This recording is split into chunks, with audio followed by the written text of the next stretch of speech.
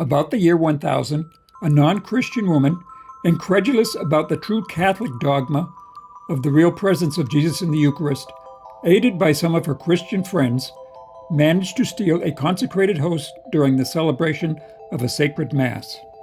The friar, Bartolomeo Campi, in his work entitled The Lover of Jesus Christ from 1625, published an accurate account of the facts. Quote, "Pretending to be Christian, the woman communicated with the others, and taking the particle, took it out of his mouth and put it in his handkerchief.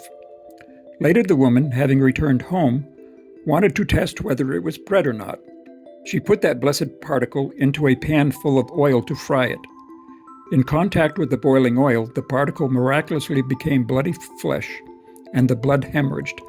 Let's call it that. It didn't stop immediately. On the contrary, it spilled over so much blood out of the pan and onto her that it ran and flooded that abominable house everywhere.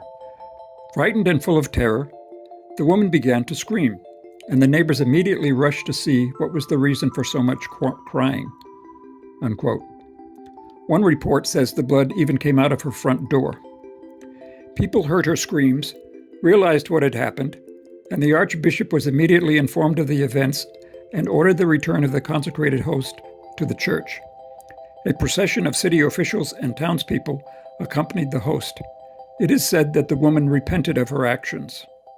An indirect confirmation of this miracle is also found in the affirmation of St. Pio from Pietrelcina, which exclaimed, quote, "Trani is lucky to have been bathed by the blood of Christ twice," unquote. The first reference being to this miracle, and the latter to the miracle of the Colonna crucifix, from which an abundant stream of blood flowed from Jesus' nose. A more direct confirmation comes from Cistercian Abbot Ughelli in his well-known encyclopedic work, Italia Sacra, published in 1670, in which he wrote a notation in his 7th volume, quote, "In Trani, a sacred host was fried to the dismay of the faithful. The true flesh and blood of Christ was unveiled in the unleavened bread which fell to the ground," unquote. The relic of the host was transferred into an antique silver shrine in 1616. In 1607, the house of the woman was converted into a chapel. Throughout various ages, many tests were performed on this sacred relic and verified.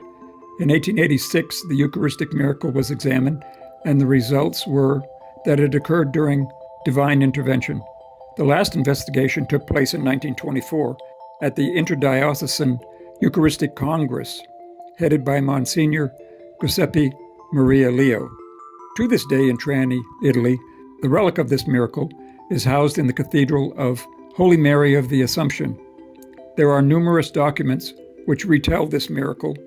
Among them are Eucharistic monograms, which are on the ancient streets of that city.